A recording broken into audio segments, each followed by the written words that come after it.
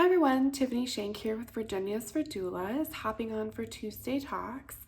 Today we're going to chat about normal newborn sleep.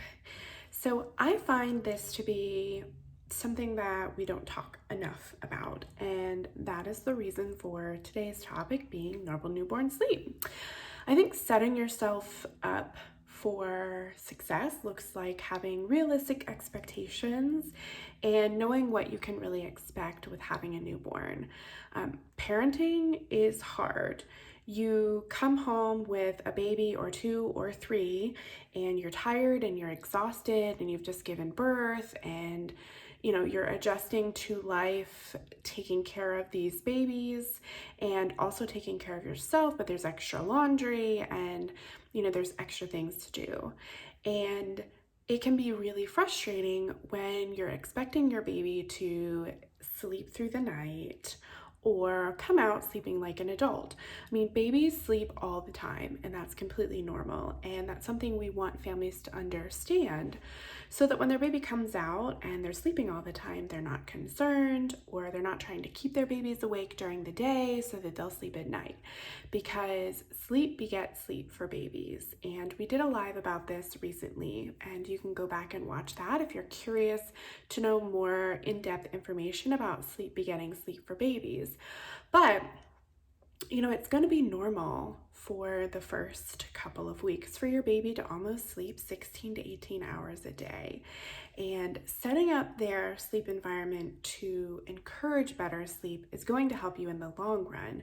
But in the beginning, they're kind of just all over the place. They wake up, they eat, then they poop, you change their diaper, and then they poop again right after you change their diaper, and you burp them, and you maybe like hang out with them for a whole 10 minutes, and then they're like back to sleep again.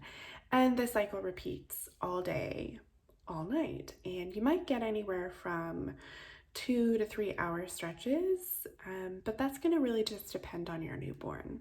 So it's normal for them to sleep a lot, and it's normal for their sleep cycles to be kind of wonky because their circadian rhythms have not fully developed yet, so they are not able to sleep these really long stretches. They also have nutritional needs that don't allow them or enable them, I should say, to sleep really long stretches. They're gonna need to eat every 2 to 3 hours, and that's whether they're formula feeding or you're breastfeeding them.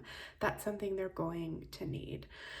As they get older, they're gonna stretch out their sleep a little bit longer. But when it comes to nighttime, set the nighttime environment up for successful sleep.